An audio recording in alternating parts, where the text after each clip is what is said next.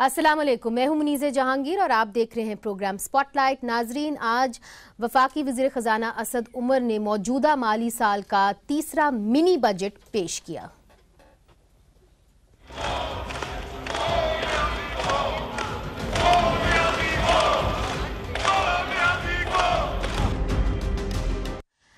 Opposition की नाराबाजी में और असम्बली में शदीद एहतजाज के दौरान असद उमर साहब ने अपनी तकरीर में कहा कि कोई नया बजट पेश नहीं कर रहे, बल्कि अवाम की ज़रूरियात के पेश नज़र इस्लाहात पेश कर रहे हैं। इससे पहले वज़ीर ख़जाना ने कहा था कि दूसरा फाइनेंस तरमीमी बिल 2019 से हुकूमत को ज़्यादा रेवेन्यू मिलने की उम्मीद है। 3 बड़ी चीज़ें जिसके बगैर पाकिस्तान की मईशत ठीक नहीं हो सकती। पहली चीज, जब तक हम अपनी चादर देखकर पैर नहीं फैलाएंगे। दूसरी चीज, हमारी जो बरामदात हैं वो एक खतरनाक सूरत हाल पैदा हो गई। एक्सपोर्ट्स बढ़ानी है आपने ज़राअत और इंडस्ट्री को खड़ा करना है पैरों के ऊपर। आखिरी चीज जिसके बगैर मुल्क ठीक नहीं हो सकता, जब तक सरमायाकारी नहीं होगी मुल्क की मईशत आगे नहीं बढ़ सकती।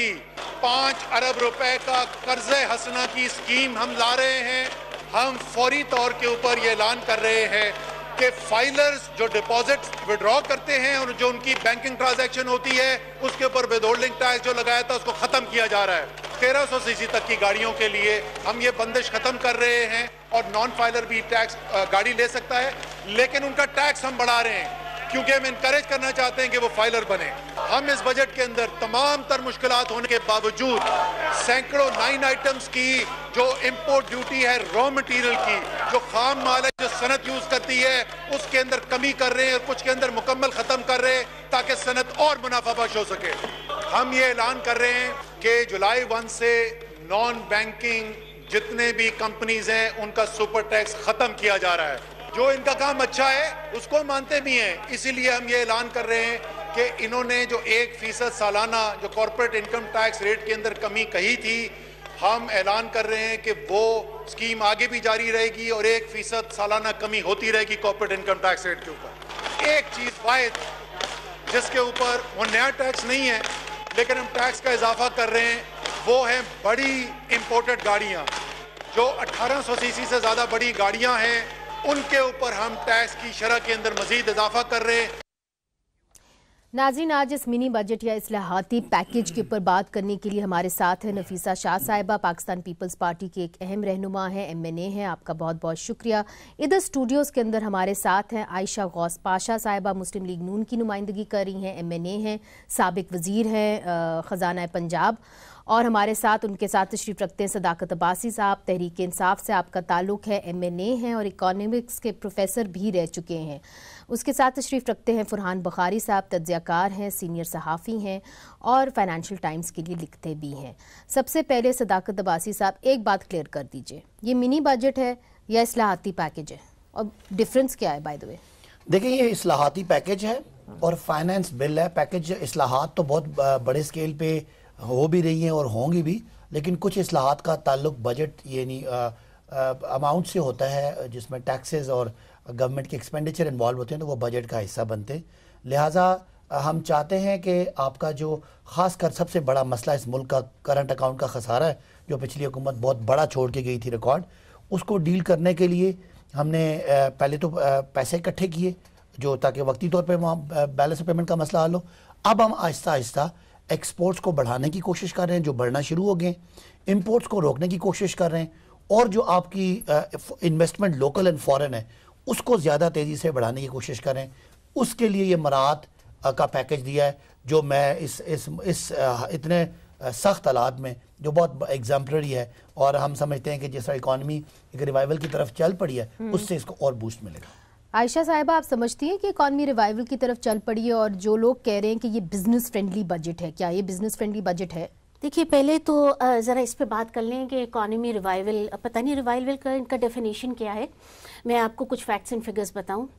जो ग्रोथ रेट है वो 5.8 से कम हो के 3 के आसपास आ गया है।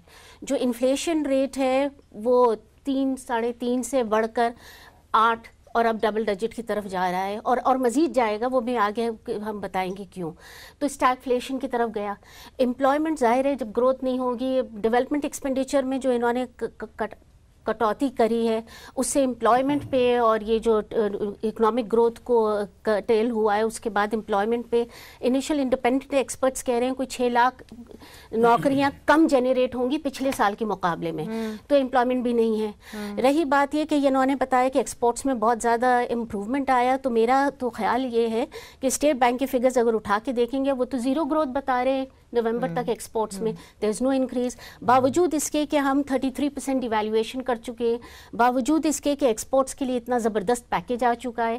تو جو گروتھ 6 مہینے کی ہمیں دکھ رہی ہے اینڈ دسمبر تک کی, وہ تو بالکل ہی جسے کہنا چاہیے بالکل ہارفائنگ فگر ہے.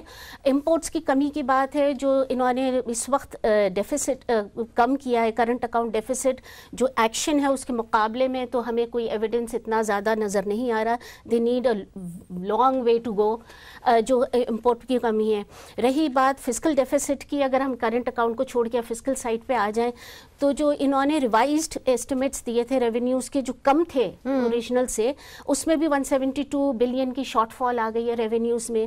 یہ کہہ رہے ہیں کہ کرنٹ ایکسپینڈیچر میں آسٹیریٹی ہے, پتہ نہیں کہاں ہے آسٹیریٹی, اس لیے پچھلے سال کے مقابلے میں اس سال میں جو ایکسپینڈیچر کرنٹ ایکسپینڈیچر کی گروتھ ریٹ ہے وہ 18% ہے, پچھلے سال 11% تھی.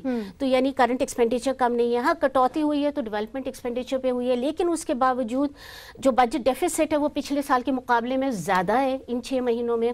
اور جو بہت ہی ایک ایریا جو کہ ہمیں بتانا چاہیے, اسٹیٹ بینک سے جو بوروئنگ ہوئی ہے, یعنی جو پیسہ چھاپا ہے اور جو بوروئنگ لی ہے اسٹیٹ بینک کے مقابلے میں, وہ پچھلے گورنمنٹ کے مقابلے میں اس پیریڈ کے ریمارکیبل ہے. یعنی 3 ٹریلین کی بوروئنگ ہو گئی ہے.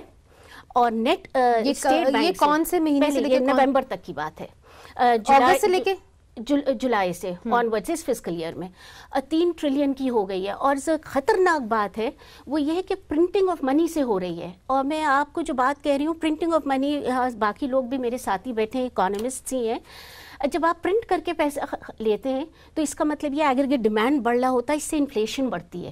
جب تو یعنی یہ جو مرات آپ دے رہے ہیں اور یہ اس طرح کی بوروئنگ جو آپ آج بھی فائنانس منسٹر صاحب نے کہا کہ پچھلی گورنمنٹ نے بڑی بوروئنگ کر کے چھوڑ کے گئی ہیں, بٹ ان کا اپنا ریکارڈ جو ہے وہ بھی کو خاص پچھلے 5-6 مہینے کا انکریجنگ نہیں ہے. اور یہ ایسی بوروئنگ ہے جو ایکسٹریملی انفلیشنری ہے.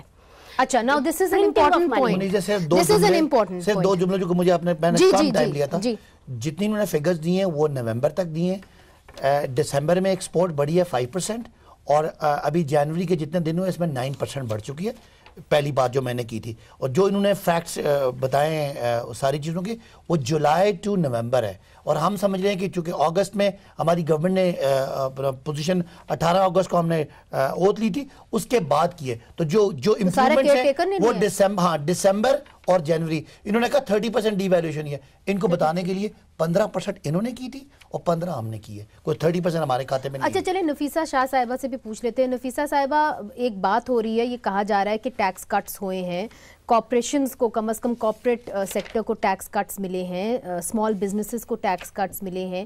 کیا حکومت صحیح سمت میں جا رہی ہے؟ بیکاز لیٹس فیس اٹ, جس قسم کی بوروئنگ پچھلی حکومت نے کی تھی, ایک خسارے میں تو ان کو چھوڑ کے گئے تھے. دیکھیں, اگر صحیح سمت میں جا رہی ہے تو 4.5 ماہ پہلے جو انہوں نے ایک منی بجٹ پیش کیا تھا وہ کیا تھا؟ وہ قوم کے ٹائم زیان کرنا تھا. اور یہ نوبت کیوں پیش آئی کہ آپ نے 4.5 ماہ کے بعد یہ کنسیشنری پیکج اگر دینا تھا تو آپ پہلے دیتے, اس کا امپیکٹ ہونا تھا. تو یہ پچھلا جو بجٹ ہے میں اس کو کہتی ہوں وہ نون لیگ کا بجٹ تھا, کیونکہ اس میں سارے جو نون لیگ کے پالیسیز تھیں وہ ریفلیکٹ ہو رہی تھیں.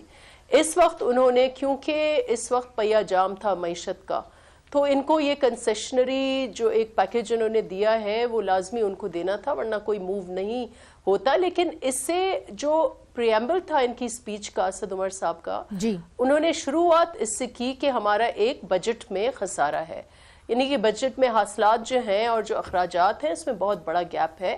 اور انہوں نے لگ بھگ 900 ارب کی بات کی تھی جو پی ایم ایل این چھوڑ کے گئی تھی. تو ان کنسیشن سے مجھے بتائیں جو میکرو اکانومی کے فیلیئرز ہیں یا ڈسٹورشنز ہیں ان کنسیشن سے وہ کیسے امپروو ہوں گے. This is an important point. Budget کا خسارہ ہمیں یہ نہیں سمجھ آئی کہ ٹیکسیشن کیسے بڑھے گا, جو ٹیکس کا گیپ ہے وہ کیسے بڑھے گا.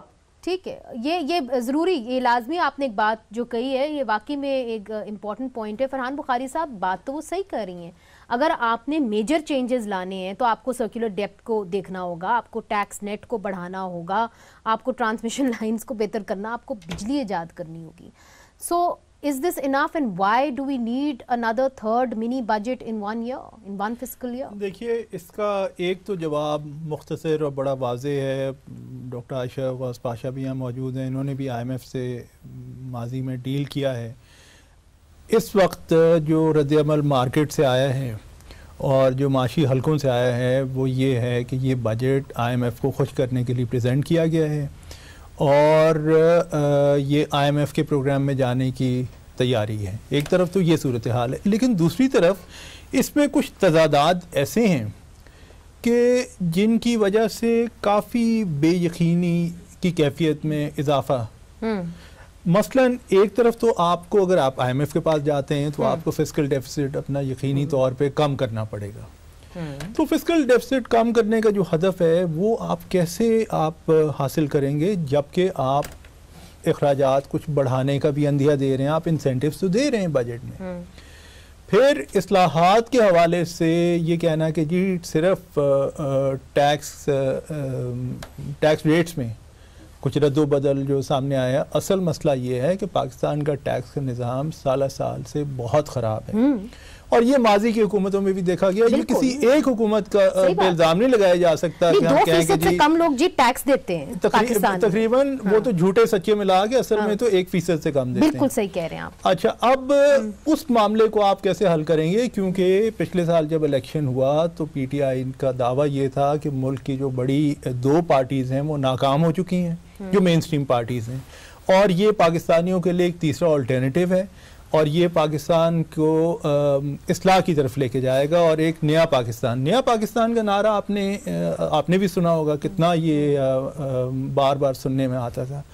اس بجٹ کے بعد تو مجھے نہیں لگتا کہ اس میں کوئی بہت نئی کوئی ایسی چیز ہے. یہ تو ڈیٹو کٹ اینڈ پیسٹ آپ کسی اور فائنانس منسٹر کی سپیچ کو بھی اٹھا کے دیکھ لیں, اس میں بھی ہوتا ہے کچھ چیزیں اچھی ہوتی ہیں, کچھ مشکلات کا تذکرہ ہوتا ہے. جو میجر چینج آنا تھا جس کی آپ سے امید تھی صداقت عباسی صاحب, وہ تو نہیں آیا نا. آپ چھوٹے چھوٹے کنسیشنز دیں گے, نفیسہ صاحبہ بھی یہی کہہ رہی ہیں, اس سے کیا فرق پڑے گا؟ Actually you have to go for the call now نا. دیکھیں جو فرحان صاحب نے جو بات کی کہ کوئی بڑا تضاد ہے, کوئی کانٹرڈکشن ہے, کہ کانٹرڈکشن ان کے مطابق یہ ہے کہ ہمیں فسکل ڈیفیسٹ کم کرنا تھا اور ہم نے IMF کو خوش کرنا تھا یا ان کو راضی کرنا تھا. فسکل ڈیفیسٹ پتہ کیسے کم ہوتا ہے؟ آپ لوگوں پہ دبا کے ٹیکس لگائیں اور اخراجات کم کر دیں, یعنی آپ ڈیولپمنٹ سپینڈنگ ساری کٹ کر دیں. وہ جو کچھ جہاں پہ ہمیں مسلم لیگ نون چھوڑ گئی ہے کہ ان کے پاس ریونیوز 4000 ہیں اور خرچے وہ 6000 کے چھوڑ گئی. قطع کلامی معاف, دبا کے ٹیکس ان 2% کے اوپر یا 1% سے کم کے پناہ لگائیں, اس کو ذرا وسیع کریں کیونکہ اس میں ہم بھی شامل ہیں. نہیں, آپ تو میڈیم ٹرم اور لانگ ٹرم ریفارم کی بات کر رہے ہیں اور وہ ضرور ہونا چاہیے. ٹیکس کی بیس بھی بڑھانی ہے. میں کہنا کیا چاہ رہا ہوں, جو یہ پوائنٹ مس کر رہے ہیں نا, وہ پوائنٹ یہ ہے کہ ملک میں انویسٹمنٹ کو پروموٹ کرنے کے لیے, انکریج کرنے کے لیے, ان کو انسینٹیو دینے کے لیے یہ پورا پیکیج بنایا گیا کہ جو اگر باہر سے لوگ انرجی میں رینیوبل, جہاں پہ انرجی آپ کا وینڈ انرجی ہے یا آپ کی سولر انرجی ہے, وہ یہاں لگانا چاہیں تو ان کو 5 سال کے لیے ہم نے ڈیوٹی فری بھی کر دیا. 5 سال کے لیے ایسا نہیں ہوتا, کہنے کی بات نہیں ہوتی. ہمارے یہاں اسپیس ہے, انرجی کا ہمارے کرائسس ہے, لوگ یہاں پہ. اور دہشت گردی کا کیا کریں گے یہاں پہ اگر ان کو اٹھا کے لے گئے تو دہشت گردی بجٹ کا ایشو نہیں ہے نا, پہلے اس پوائنٹ کو سمجھ لیں. دہشت گردی ویسے بجٹ کا ایشو ہے, بائی دی وے. پلیز آپ بات سمجھیں, میں ہرگز نہیں کہہ رہا کہ دہشت گردی کو مسئلہ نہیں ہے, لیکن فائنانس بل کا وہ اس کا ٹارگٹ دہشت گردی نہیں ہے نا. ہم نے کیا کرنا ہے, وہ آپ ٹھیک کہہ رہی ہیں, لوگوں کو تحفظ بھی دینا ہے. اس میں ہم ان کو انسینٹیو دے رہے ہیں, آئیں منافع کمائیں, آئیں بجائے کہ تیل پہ اور LNG پہ ہم بجلی بنائیں, آئیں ونڈ سے یا سولر سے بجلی بنانے کے پینل یہاں پہ بنے. ان کو incentive, one liner, investment local اور فورن, اس کو انکریج کرنے کے لیے, اسمال اینڈ میڈیم انٹرپرائزز کو انکریج کرنے کے لیے, ایگریکلچر کو بوسٹ کرنے کے لیے, اور نوجوانوں کو ان کو قرض حسنہ دے کے ان کو یعنی انٹرپرینور بنانے کے لیے یہ پیکج دیا ہے، جس کا الٹیمیٹلی کیا ہوگا، جو یہ کہہ رہی ہیں گروتھ بھی اسی طرح آئے گی، امپلائمنٹ بھی آئے گی اور آپ کی ایکسپورٹ بھی بڑھے گی. اچھا میں آپ کی ساری باتیں مان جاتی ہوں، ایک سوال میں آپ سے کرنا چاہتی ہوں، اور عائشہ صاحبہ اگر میں فرحان صاحب سے کر لوں چونکہ وہ جرنلسٹ ہیں اور انڈیپینڈنٹ ہیں، مجھے یہ بتائیے کہ اکنامک ترقی کیسے ہو سکتی ہے جب ملک کے اندر پولیٹیکل انسٹیبلٹی ہو، جہاں آج ہم نے دیکھا اسد عمر صاحب پوری طریقے سے اپنی تقریر بھی نہیں کر پائے، جہاں پہ اپوزیشن اکٹھی ہوئی ہو. اب آپ ایک اور جو فچ سولوشنز ہیں انہوں نے جو رپورٹ نکالی ہے اس کے مطابق تو یہ کہا جا رہا ہے کہ جی ملک کے اندر ترقی ہو ہی نہیں سکتی جب تک پولیٹیکل سٹیبلٹی نہ آئے. اچھا پولیٹیکل سٹیبلٹی کا بھی معاملہ ایک ایسا ہے جو کہ کبھی بڑھا چڑھا کے بھی ایک ایگزیجریشن کے ساتھ بھی پیش کیا جاتا ہے. مطلب آپ ایک بالکل کولڈ انالیسس، کولڈ تجزیے کی طرف جائیں، بالکل ڈسپیشنیٹ. اس وقت حکومت کو کس سے خطرہ ہے؟ میرے خیال میں تو حکومت کو سب سے زیادہ خطرہ پی ٹی آئی سے ہے، کیونکہ پی ٹی آئی کے اندر ایک ہنگامہ سی کیفیت بنی ہوئی ہے، اور پی ٹی آئی کا سب سے بڑا مسئلہ یہ ہے کہ پی ٹی آئی ڈی چوک اور میلہ اور عوامیت سے transition to serious policy making وہ بھی نہیں کر پائی. یہ ایک مسئلہ ہے. اب آج کے بزنس ریکارڈر میں اس وقت موجود نہیں، میں پہلے ایک پروگرام میں دیکھ رہا تھا، فرنٹ پیج پہ فواد چودھری صاحب کے حوالے سے ایک وہ ان کا ایک کوٹ چھپا ہوا ہے ٹویٹر پہ. انہوں نے یہ فرما دیا کہ 2019 میں سب کچھ ویژن کا سال ہے اور پتہ نہیں تبدیلی آ جائے گی اور کیا اور کیا. ایک تو فواد چودھری صاحب کو معیشت کے اوپر اتنا نہیں بولنا چاہیے کیونکہ انہیں بظاہر معیشت کے بارے میں اتنی سمجھ نہیں ہے، لیکن اس کے علاوہ بھائی ایک سال میں کیسے تبدیلی آ جائے گی؟ یہی 100 دن کا So it's over ambitious is what you're saying. It doesn't have the requisite focus, the drive, the determination, the clarity, way forward. Okay, but let me be the devil's advocate. ٹھیک ہے, let me be the devil's advocate. عائشہ صاحبہ بات ایک طریقے سے تو صداقت صاحب ٹھیک کہہ رہے ہیں نا، اتنے خسارے میں پاکستان مسلم لیگ نون ان کو چھوڑ کے گئی، بوروئنگ اتنی زیادہ تھی، ان کے پاس اور کیا چوائس تھا کہ یہ اپنے آئی ایم ایف کے پاس یہ کہتے ہیں کہ اگر ہم جاتے ہیں تو ہمیں تھوڑے سے اپنے حالات بہتر کر کے جانے ہوں گے، تو ہمیں لون لینے پڑیں گے یو اے ای سے، ہمیں لون لینے پڑیں گے سعودی عربیہ سے، تب جا کے ہماری کوئی نرم ہوگی جو کنڈیشنز ہیں آئی ایم ایف کے ساتھ. So that's not a bad strategy. دیکھیے میں گزارش کروں کہ جو پوزیشن میں end of the fiscal year position تھی اور ابھی آپ اٹھا کے دیکھیں، ہوا یہ کہ lack of vision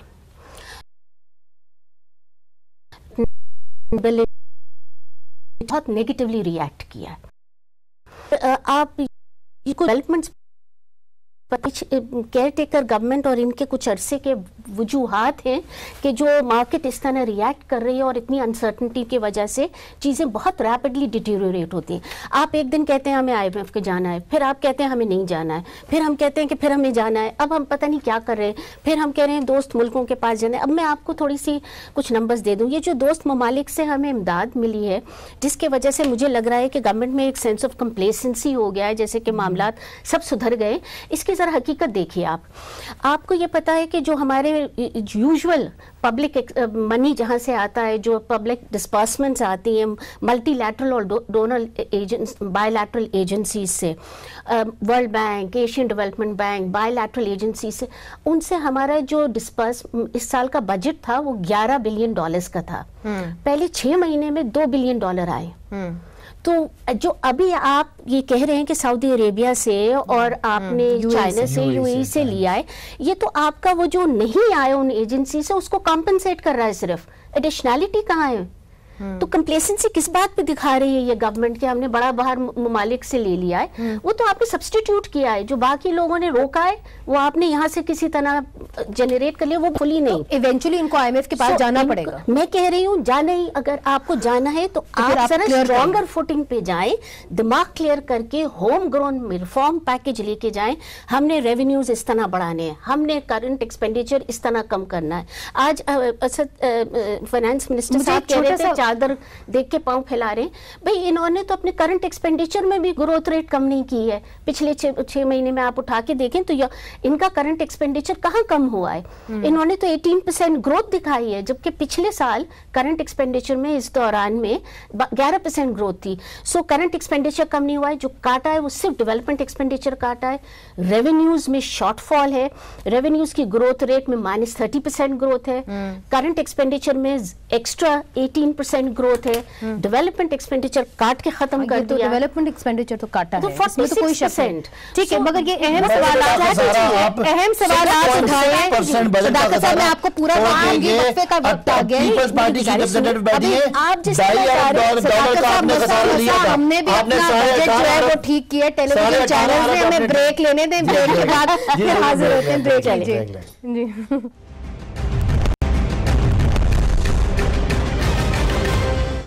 welcome back नाजरीन। मिनी बजट या इस्लाहाती पैकेज के ऊपर यहाँ पे डिबेट हो रही है। सदाकत साहब, आयशा साहिबा ने पहले जो बात की है, डेवलपमेंट बजट तो आपने कट किया है, अब आप जब रियासत मदीना की बात करते हैं, डेवलपमेंट बजट को जब आप और कम करेंगे तो रियासत मदीना का क्या होगा? देखिए, डेवलपमेंट बजट खर्चा है और आमदनी और खर्चे में जो फर्क है उसे करंट अकाउंट का खसारा कहते हैं। पूरी दुनिया कहती है कि मुल्क में जो इस वक्त प्रॉब्लम की वजह है आपके बजट का खसारा है और आपके करंट अकाउंट का खसारा है।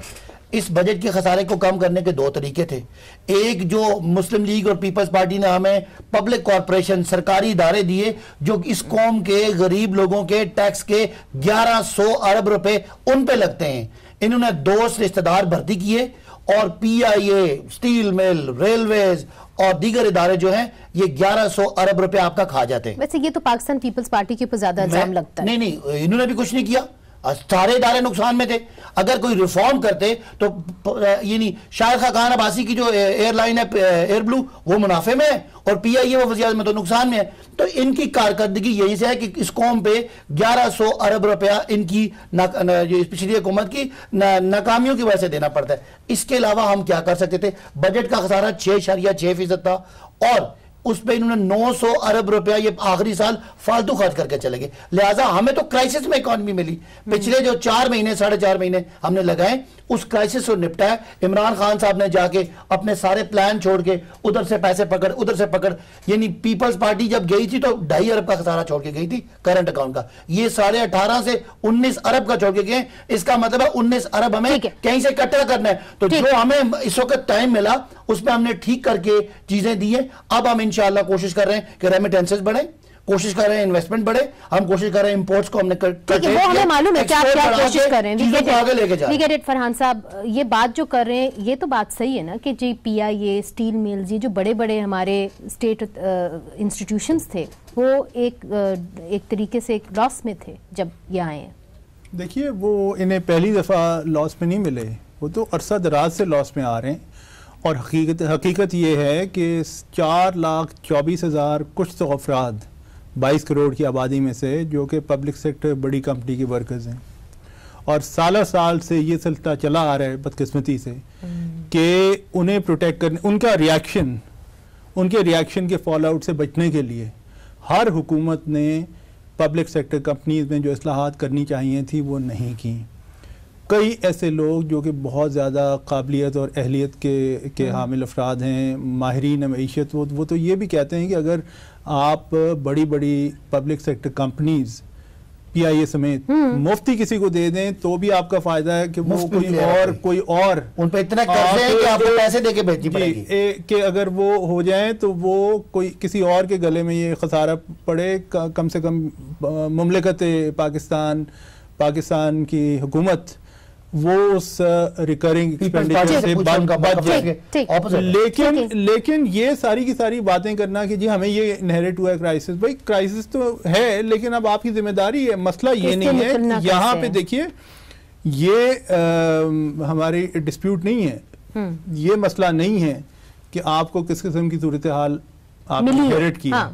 जाहिर है कुछ 6 महीने पहले दूध की नहरें तो नहीं बह रही थी, मगर सवाल क्या? लेकिन सवाल ये है कि आप कोई सिमत का तयन करें ना। ये इस वक्त तो ये एक यानी ठीक है, वो जो सिमत जो है वो नजर नहीं आ रही। हम अभी तो ये भी नहीं पता आईएमएफ के पास आप जा रहे हैं कि नहीं जा रहे हैं। सदाकत साहब, देखिए आईएमएफ पास जाएंगे लेकिन आईएमएफ के पास ऐसी बात है, अगर आपके इंडिकेटर जरा पॉजिटिव हो जाए तो आईएमएफ की शराइत जो है वो बड़ी सख्त है और वो हमारी कौम बर्दाश्त नहीं कर सकती। इसलिए हम कौम का सोच रहे हैं कि आईएमएफ कहता है कि बजट का खसारा कम करें, इसका मतलब और टैक्स लगाएं और महंगाई करें, अपने डेवलपमेंट एक्सपेंडिचर और दूसरे एक्सपेंडिचर कम करें। तो ये सारी और अपनी पब्लिक कॉर्पोरेशन जो मैंने कहा जो ये स्टेट ऑन इंडस्ट्रीज है इनको बेचें। تو یہ اس کے لیے اگر جتنے برے حالات میں آپ IMF پاس جائیں گے اتنا آپ کی کنڈیشنلٹی سخت ہوں گی. ہمیں عوام کی فکر ہے, قوم کی فکر ہے, اور یہ ان سے پوچھیں جنہوں نے ڈوبے ہوئے ادارے ہمیں دیے اور 10 سال میں کچھ پوچھتے ہیں نا یہ بیٹھے ہوئے. اگر مجھے اجازت دیں, حال حکومت کا یہ ہے کہ 300 آدمی یوٹیلٹی سٹور کارپوریشن کے انہوں نے اسلام آباد میں آ کے مظاہرہ کیا. آپ کو بھی پتا اور مجھے بھی معلوم ہے, 2-3 دن یہاں پہ بلو ایریا کے پیچھے وہ شور شرابہ ہوتا رہا. حکومت یوٹیلٹی سٹورز کارپوریشن کی پرائیویٹائزیشن کے بارے میں جو خبریں تھیں اس سے پیچھے ہٹ گئی, باقاعدہ فارملی پبلک میں سٹیٹمنٹ دی. جو حکومت USC جیسے ادارے کی اصلاح نہیں کر سکتی وہ بڑے بڑے اداروں کی کیسے کرے گی؟ یہ کوئی آسان کام تھوڑی ہے. عائشہ پاشا صاحبہ کا جو رسپانس ہے وہ لینا بہت ضروری ہے, مگر انفارچونیٹلی پھر سے ہمیں بریک لینی پڑے گی. بریک کے بعد میں ان کو پورا موقع دوں گی. بریک لیجئے.